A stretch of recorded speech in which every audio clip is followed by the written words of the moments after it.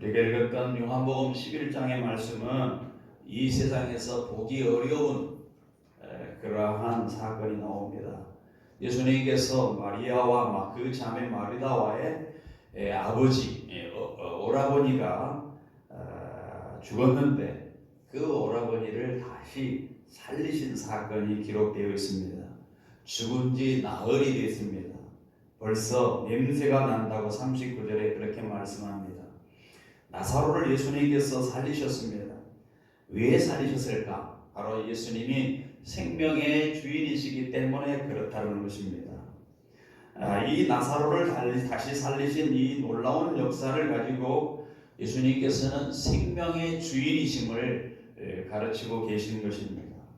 그것이 바로 예수님이 오늘 본문에서 나는 부활이요 생명이니라고 하신 말씀의 의미입니다.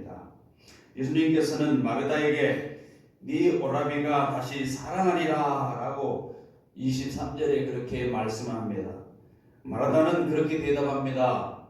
주님, 마지막 날 부활 때는 다시 살아날 줄 내가 아나이다. 마지막 날 그렇게 살아날 줄 압니다. 이렇게 고백을 합니다. 이때 예수님께서 오늘 본문의 1절 있는 것처럼 25절 26절에 예수께서 이르시되 나는 부활이요 생명이니 나를 믿는 자는 죽어도 살겠고 또 살아서 나를 믿는 자는 영원히 죽지 아니하리라. 이것을 내가 믿느냐? 그러시면서 예수님께서 자신이 부활이요 생명이라라고 하는 선언을 하셨습니다.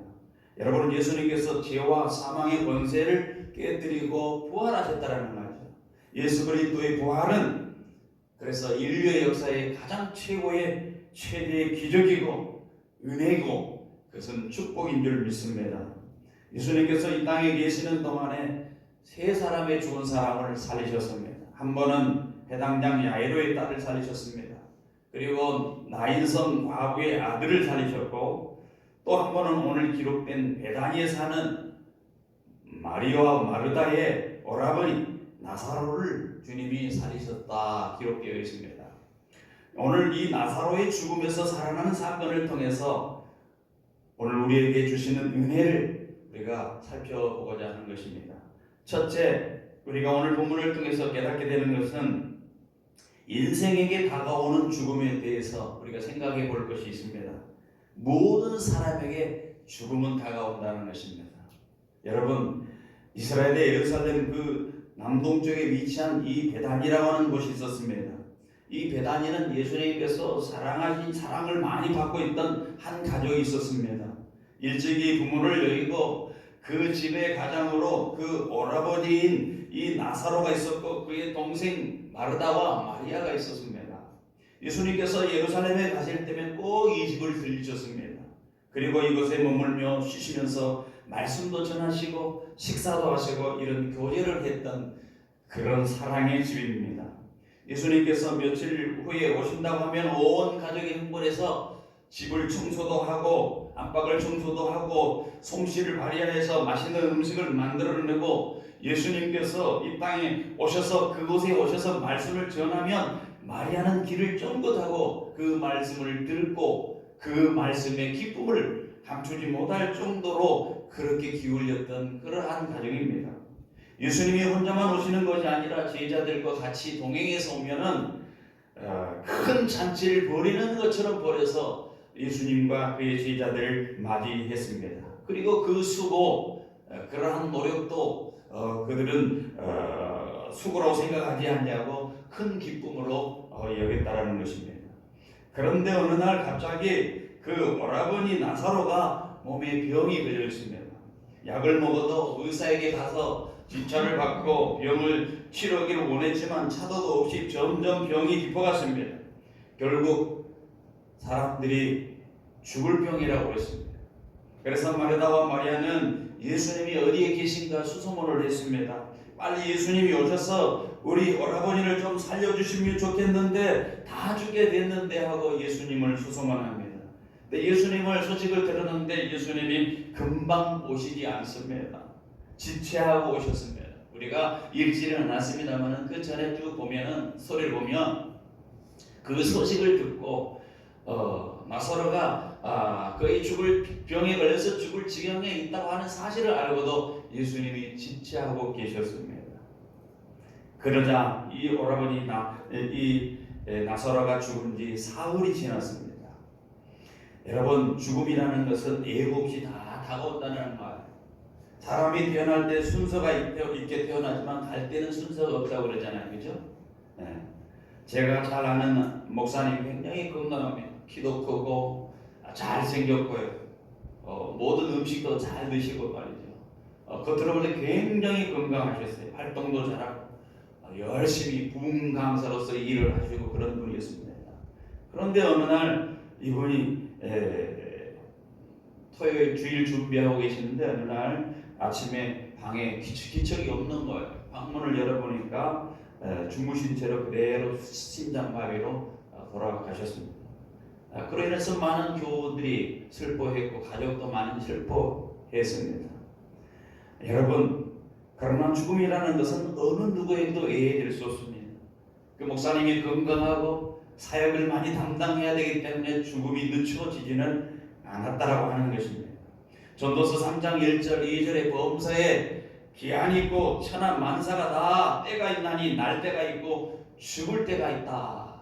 날 때가 있고 죽을 때가 있다고 그랬습니다. 그러므로 사람이 사는 곳에 늘 죽음도 함께 있다라고 하는 사실입니다. 여러분, 언제 우리가 죽음이 다가올지 모르기 때문에 하루를 살면서 나의 날을 마지막처럼 최선을 다하고 의미있게 행복한 삶을 살아야 될 줄 믿습니다. 예수님께서 이 나사로의 집에 왔을 때 나흘이나 지났다라고 표현하고 있습니다. 요한복음 11장 10절에 예수께서 와서 보시니 나사로가 무덤에 있는지 이미 나흘이라. 여러분, 죽음이라는 것은 우리 사람이 어떻게 할 수 없는 우리의 한계입니다. 죽음 앞에서 어느 누구도 어떤 길을 찾지 못합니다. 우리가 죽은 사람을 위해서 해줄 수 있는 것은 고작 장례를 치르는 일밖에 없습니다. 그렇기 때문에 사람들이 죽음 앞에서 절망을 하게 됩니다. 죽음 앞에 한계를 느끼게 된다는 것입니다. 오늘의 본문 마르다도 역시 마찬가지로 예수님을 보고 슬픔에 잠겨 이렇게 말합니다. 요한복음 11장 21절에 마르다가 예수께 여짜오되 주께서 여기 계셨더라면 내 오라버니가 죽지 아니하였겠나이다. 마르다는 예수님의 병을 살리신다는 것을 믿었지만 죽은 자를 살리신다는 사실에 대해서 확신이 없었던 것 같아요. 믿음이 없었습니다. 예수님께서 여기 계셨으면 우리 오라버니가 죽지 아니하고 살았을 텐데요. 여러분, 기억하시기 바랍니다. 예수님이 뭐라고 말씀하십니까? 나는 부활이요 생명입니다. 죽은 자도 살리신 분이시라는 겁니다. 우리가 성경을 보면 죽음으로 끝나는 것이 아닙니다. 죽음 이후에 영원한 세계가 우리를 위해서 기다리고 있다고 성경은 말씀합니다. 사람이 죽음이 끝이라고 생각하고 어떤 사람은 목숨을 포기하는 경우가 종종 있습니다. 그러나 절대 목숨을 포기하면 안 되는 이유가 있습니다. 죽음 이후의 세계가 기다리고 있다는 사실입니다. 왜요? 죽음 위에 영원한 세계가 기다리고 있기 때문에 우리가 하루를 살아도 정말 하나님 앞에서 의미 있고 우리가 받은 이 사랑을 우리 소외된 이웃과 함께 자매와 함께 자녀들과 함께 부모와 함께 나눠주고 베풀고 살아가는 것, 그리고 주님 앞에 가는 것, 가장 큰 행복이 아니겠습니까, 여러분? 그렇습니다. 모든 사람이 이 땅에서 태어나서 결국은 죽음을 경험해야 됩니다. 이런 사람에게 예수님께서 뭐라고 말씀했습니까? 나는 부활이요 생명이다. 무덤에 들어가 나흘이나 되어 냄새가 나는 이 사람을 예수님께서 다시 살림으로써 예수님은 자신이 생명의 주이심이 되신다는 것을 가르치면서 죽은 사람도 다시 살아날 수 있다는 사실을 보여주는 것입니다. 예수님이 영원한 생명이요 부활하심을 깨닫게 해주시는 말씀입니다. 사람들은 이 죽음을 극복하기 위해서 온갖 그러한 노력을 다 하고 있지 않습니까? 진수하는 불로초를 구해보았습니다. 오늘 많은 사람들이 좋은 약이 있다 하면 그 약을 많은 대가를 치러서 그 약을 먹기를 원합니다. 좋은 음식을 먹으면 건강해질 걸로 생각하고 좋은 음식을 찾아서 먹습니다. 좋은 공기를 마시면 건강해질 거라고, 오래 살 거라고 좋은 공기를 마시러 찾아다닙니다. 건강해지기 위해서 그 건강을 유지하기 위해서 열심히 운동을 합니다. 그러나 그 모든 것이 죽음을 막아주지는 못합니다. 그러면 이 죽음이 왜 존재하는 걸까요?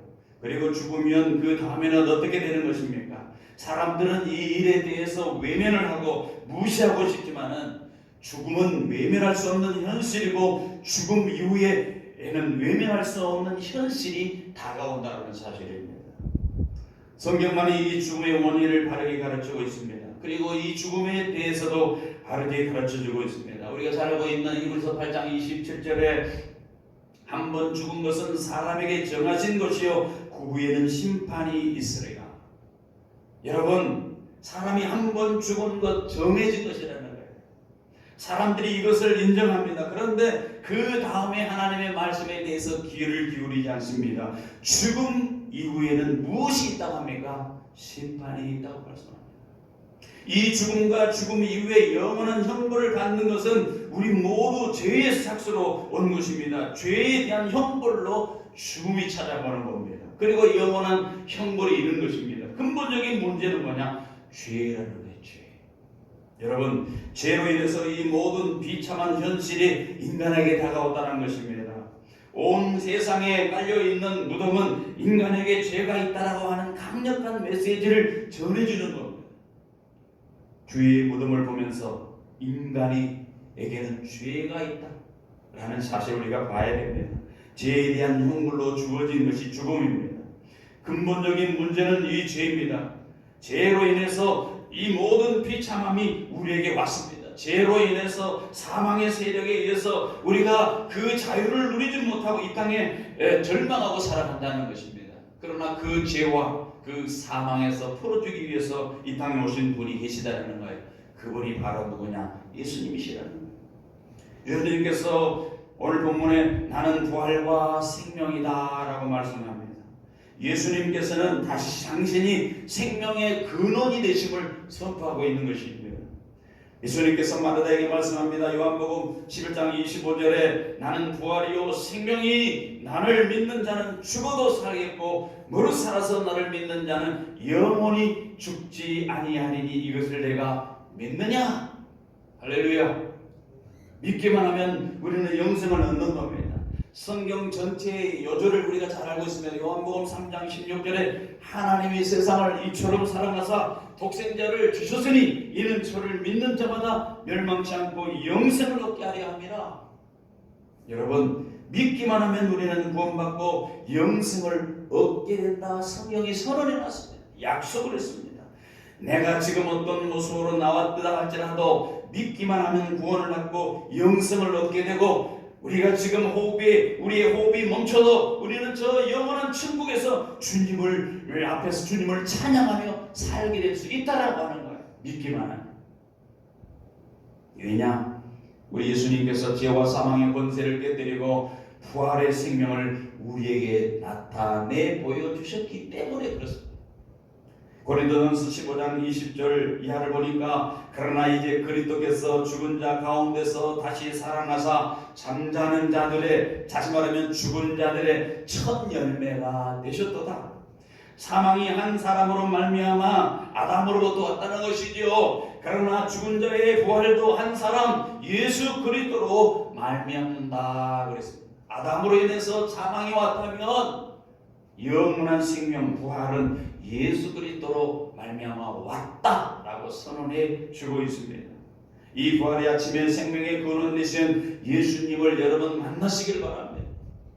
여러분, 부활이 그저 매년 다가오는 교회의 절기 가운데 하나가 아니라 부활절은 실제로 예수님께서 살아나시는 날이고, 그 살아계신 예수님이 우리 마음의 가운데 계셔서 부활과 생명의 은혜로 말미암아 우리를 날마다 새롭게 살아가게 해주는 그런 날이 이 부활절입니다.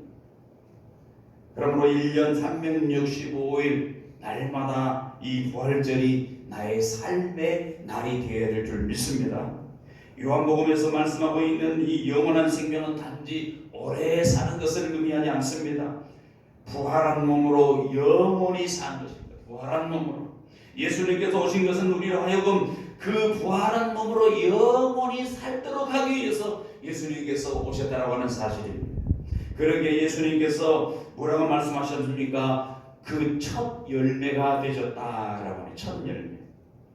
고린도전서 15장 20절 그러나 이제 그리스도께서 죽은 자들 가운데서 살아나사 잠자는 자들의 첫 열매가 되셨도다.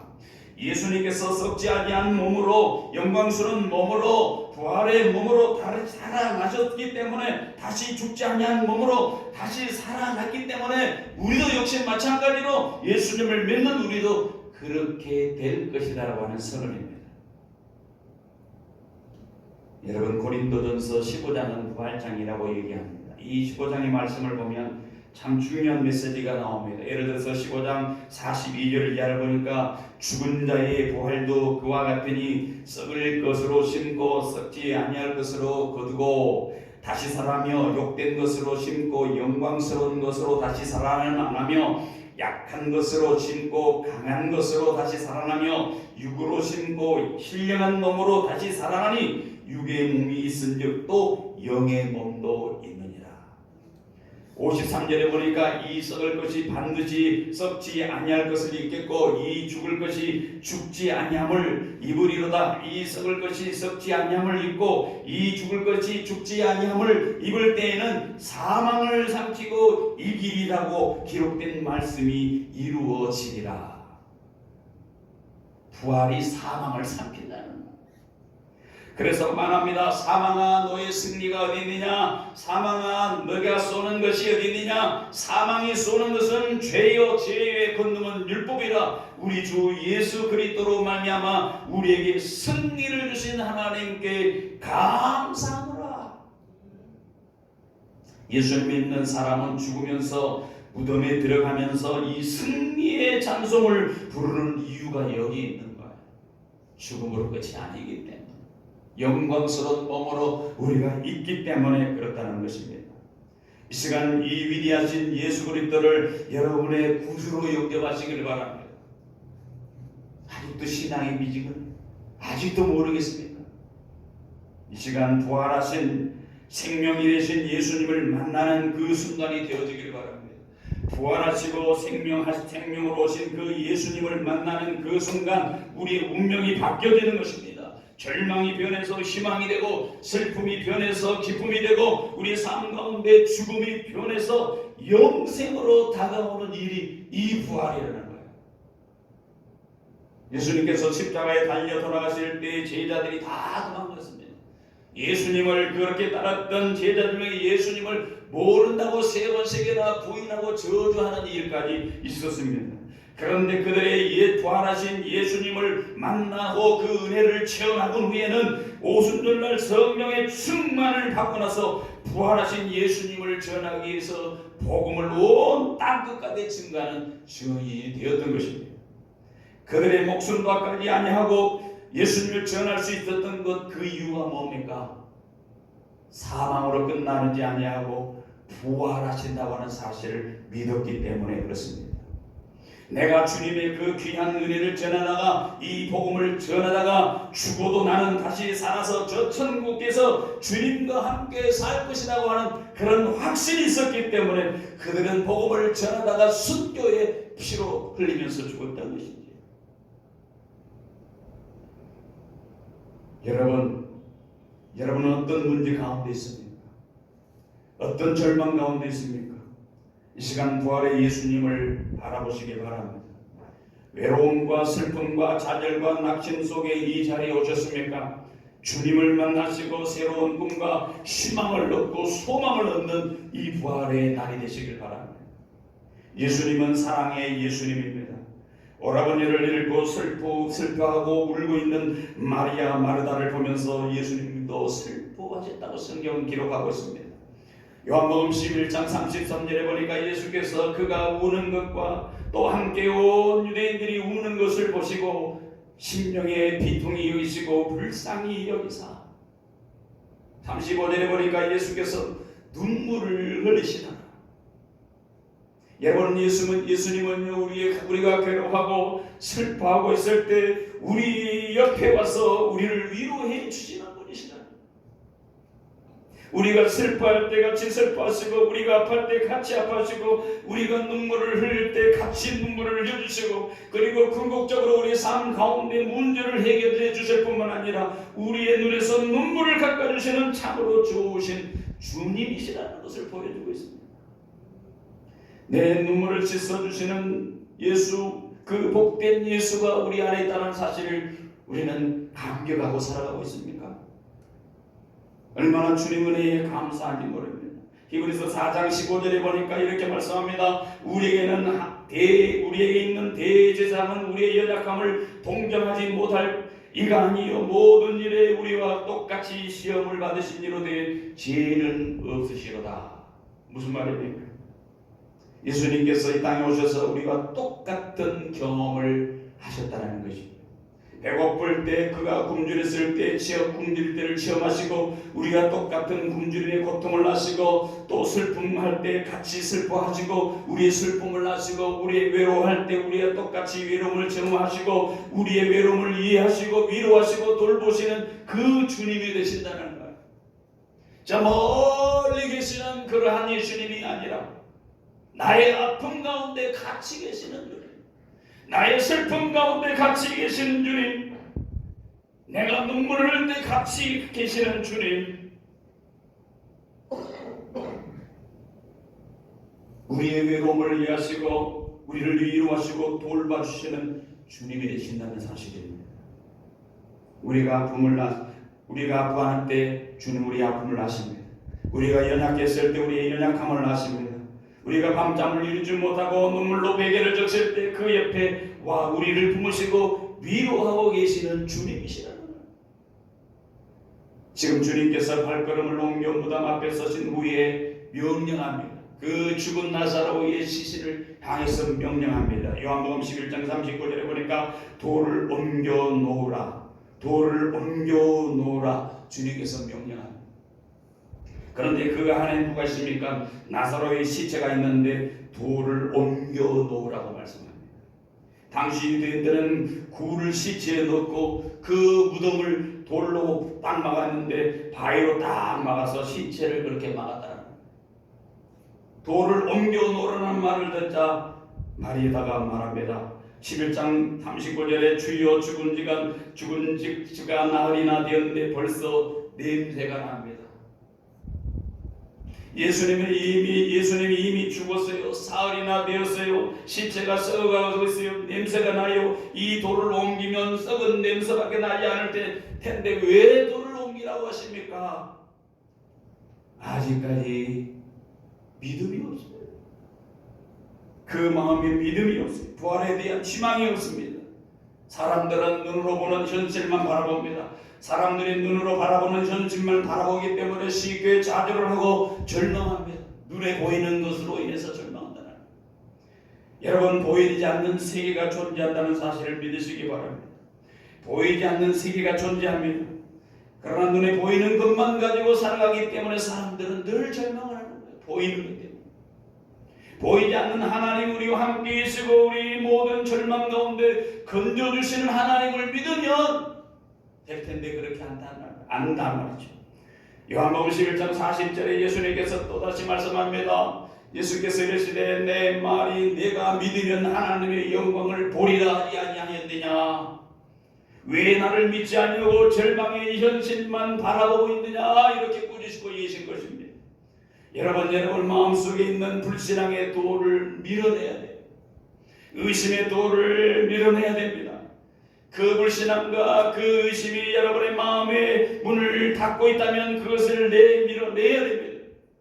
부정적인 사고, 할 수 없다, 안 된다, 못한다, 일이 끝났다고 하는 이 부정적인 사고의 돌을 내 인생 가운데, 내 언어 가운데, 내 삶 가운데 굴러내버려야 된다는 거예요. 여러분, 돌을 옮겨놓지 않으면 기적이 일어나지 않습니다.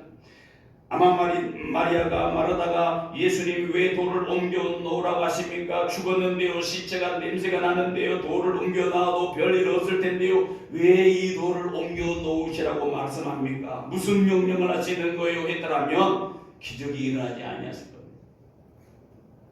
그런데 그들이 예수님의 돌을 옮겨 놓으라는 명령을 듣고 주님이 옮겨 놓으라고 하시니 무조건 어떤 일이 일어날지 모르지만 믿음으로 옮겼습니다. 할렐루야. 믿음이 기적을 만들어낸 것입니다. 믿음이 놀라운 역사를 만들어냈습니다. 돌을 옮겨 놨을 때에 하나님의 기적이 그들에게 나타났습니다. 11장 43절에 보니까 돌을 옮겨 놓고 나니까 예수님께서 명령합니다. 나사로야 나오라. 여러분 따라서 나사로야 나오라. 우리 여러분에게 명령하지 않습니까? 예수님이 이 절망의 명령이, 이 절대 희망의 명령이, 이 음성이 죽은 나사로를 살려냈습니다. 나사로야 나오라. 명령하실 때 죽은 나사로가 벌떡 일어나서 나왔다고 해요. 요한복음 11장 44절을 보세요. 죽은 나사로가 수족을 배로 동인 채로 나오는데 그 얼굴은 수건에 쌓였던지라 예수님께서 이르되 풀어놓아 다니게 하라 하시니라. 시체를 쫙 베옷으로 싸졌죠. 일어나오기는 나오는데 동에서 움직이지 잘못합니다. 예수님께서 풀어놓아 다니게 하라. 여러분, 예수님은 죽은 나사로를 살리셨습니다. 나사로가 배에 감고 있다가 벌떡 일어나 주춤거리고 나오니까 이제 저 배를 풀어서 배옷을 풀어서 자유롭게 다니게 해라. 이 얼마나 놀라운 광경입니까? 얼마나 축복의 광경입니까? 아마 말하다가 막 기절을 하기 직전일 겁니다. 이 우리 죽었던 오라버니가 이제 살아났다. 얼마나 감격이 있겠습니까? 주님이 지금도 그와 같은 기적을 베푸고 계시다는 사실 여러분 기억하시기 바랍니다. 그런데 우리가 오늘 본문을 통해서 또 하나 교훈이 있습니다. 살아났는데 온몸을 배로 칭칭 감고 있어서 자유롭지 못한다는 것. 풀어놓아 자유롭게 하라. 여러분, 많은 사람들이 예수님을 믿는데 아직도 몸에 뭔가를 두르고 살아가는 사람들이 있습니다. 죄를 두르고 살아가고 있습니다. 아픔을 두르고 살아가고 있습니다. 잘못된 습관을 두르고 살아가고 있습니까? 왜 오랫동안 세상에 살던 습관이 그대로 있다 보니까 나사로의 몸을 배로 감은 것처럼 그 마음과 그 몸의 상처로 쨍쨍 감고 있는 경우가 있더라는 거예요. 예수를 믿으면서. 과거의 상처로 그 상처 때문에 좌절하고 낙심하고 분노하고 미워하고 다투고 상처로 인해서 자기가 이 세상을 편하게 살지 못하는 사람들이 있다는 거예요. 늘 상처에 묶여 있습니다. 상처에서 자유함을 받지 못하는 경우가 얼마나 많습니다. 예수를 믿는다 하지만 신앙생활을 한다 하지만 교회를 다닌다 하지만 여전히 자유 없이 묶여 사는 사람들이 얼마나 많습니까? 여러분, 예수님을 믿는 다음에 그 상처로 동인 베옷을 풀어보시기 바랍니다. 풀어내야 돼. 나를 묶고 있는 죄악의 그 상처를 풀어내야 돼. 아픔의 상처를 풀어버리시기 바랍니다. 나를 묶고 있는 잘못된 습관, 죄의 습관, 과거의 그러한 미움, 다툼, 그런 절망, 낙심, 분노의 모든 그 두름 묶어 있는 그런 것을 다 상처를 풀어내야 돼. 그래야 자유로울 수 있어요. 나사로가 그래야지 마음대로 뛰어다닐 수가 있습니다. 어떤 사람은 가난과 저주에 칭칭 감겨 있습니다. 늘 물질의 어려움이 있어서 되는 일이 없고 그래서 차라리 죽었으면 좋겠다 하고 살아가는 사람들이 있습니다. 그 배를 풀어버리고 근면하고 성실과 열심을 다하고 최선을 다하면 다시 살아갈 수 있는 길이 열릴 텐데 그렇지 않고 있습니다. 여러분, 배로 감겨서 좌절하고 있다면 그리고 자포자기하고 있다면 어서 속히 그 베옷을 풀어버려야 됩니다. 예수를 믿는데 주님이 우리에게 주신 것 자유입니다. 자유. 주님 말씀합니다. 풀어놓아 다니게 하라. 이 시간 풀어놓아야 됩니다. 주님 우리의 묶고 있는 이와 같은 모든 결박에서 이 시간 자유함을 받게 해 주시옵소서. 나를 붙들고 있는 절망된 생각, 어둠의 생각, 아픈 생각, 과거의 기억 속에서 미움과 불평과 분노를 결박을 내가 풀어지기를 소원합니다. 주님 앞에 나와야 돼요. 여러분을 묶고 있는 것을 풀어놓으시기 바랍니다. 여러분, 왜 그렇게 우리가 미워하고 다투며 살아가야 돼요? 왜 같은 집에 살면서 미워하고 다투며 살아가야 됩니까? 사랑하고 용서하며 살기도 너무 바쁘고 짧은 인생을 사는데 우리가 미워하고 다투고 물고뜯고 살아가야 될 이유가 도대체 무엇입니까? 죽음에서 부활하신 예수님을 마음으로 우리 주인으로 모시면 하늘의 놀라운 역사와 생명의 역사가 살아나야 되지 않겠습니까? 예수를 믿으면서도 그렇게 산다면 그는 비참한 일이에요. 아직도 자기 몸에 칭칭 붙들고 있는 나사로를 붙들고 있는 베옷에 감겨있는 그 나사로의 모습이지 않겠습니까? 오늘 주님은 부활하심으로 여러분을 메고 있는 모든 결박에서 여러분을 풀어놓으신 줄 믿으시기 바랍니다. 주님이 말해서 나는 부활이요 생명이다. 위대한 승리를 선언한 말씀입니다. 나는 부활이요 생명이다. 여러분, 우리는 이 부활의 아침, 부활의 주님께 소망을 두고 살아갈 때 여러분이 정말로 부활과 생명으로서 살아가는 여러분과 제가 되어주기를 소원합니다. 그 생명을 누리는 여러분과 제가 되기를 간절히 소원합니다. 같이 기도하겠습니다.